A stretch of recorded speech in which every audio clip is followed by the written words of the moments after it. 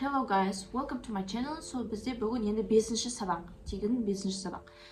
Сан есімдер туралы айтамыз. Жалпы сандар қалай оны произнести етеміз. Сандар, жылдар без разницы.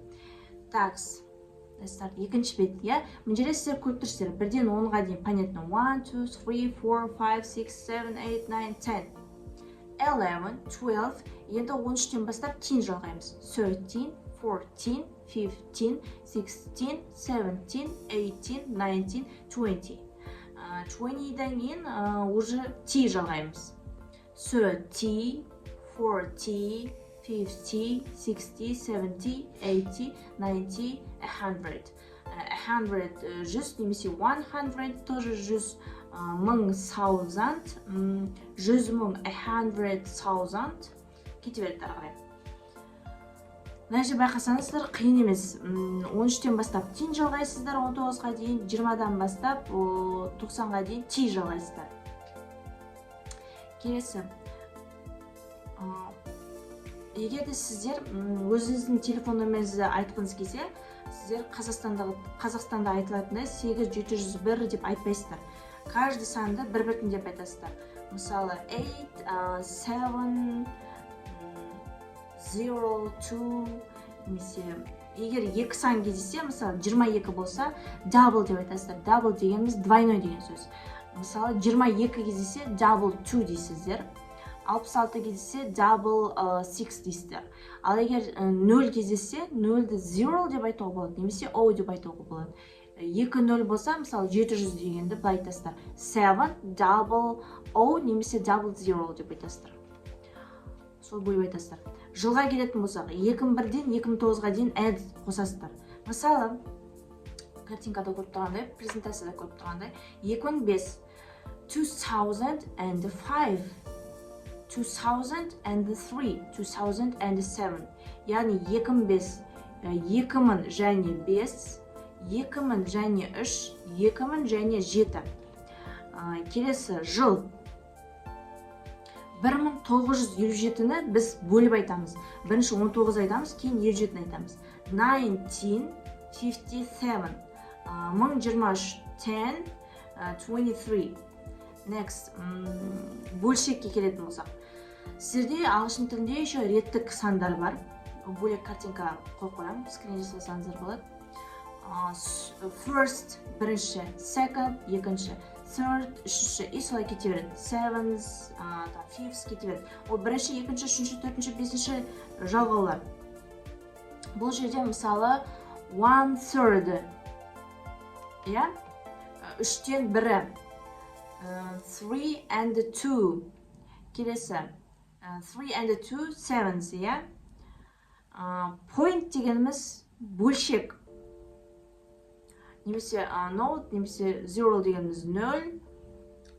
Так, мысалы қараңыз, 0,1, 0.1. Немесе астында note, point 1 деп айта беруге болады. Келесі, 2,35, 2.35.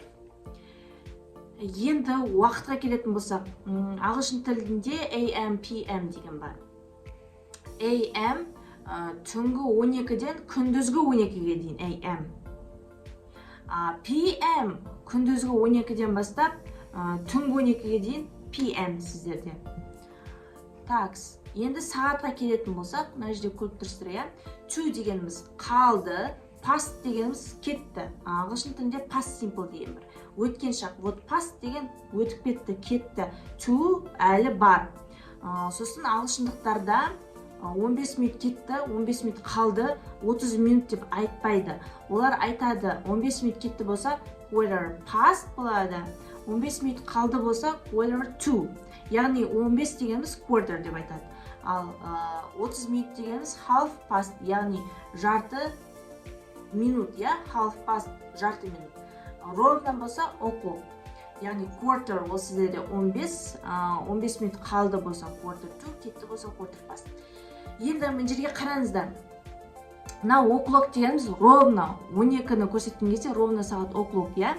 Мысалы, сағат ровно 6, 6 o'clock.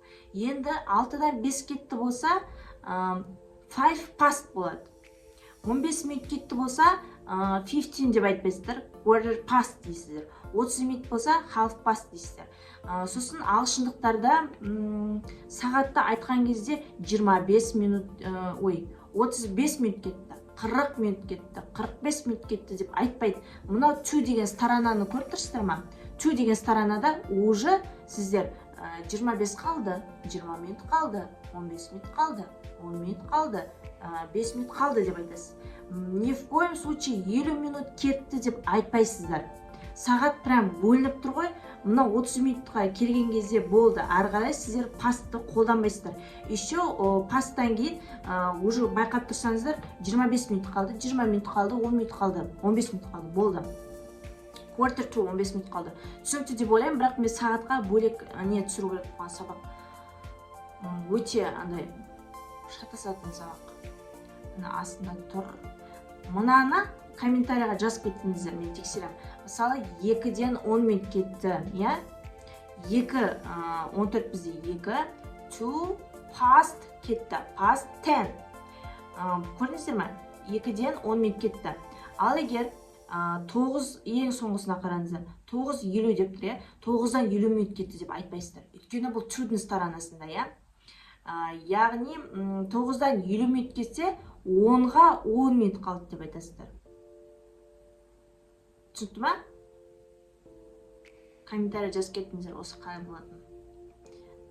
В принципе, бөлек тақырып түсіру керек.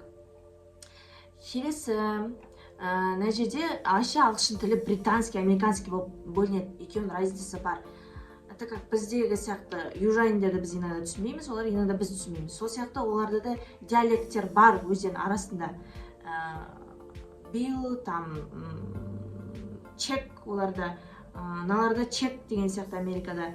Чипс, крипс, короче, чипсы, ана жақта басқаша, крипс, ана жақта басқаша. Очень көп ондайлар.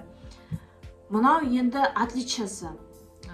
Қарасаңыздар, екі жерде де санды екі түрлі айтады. Британдықтар, міне, the 14th of March 2016, я? Ал американцтар айтады, March the 14th 2016.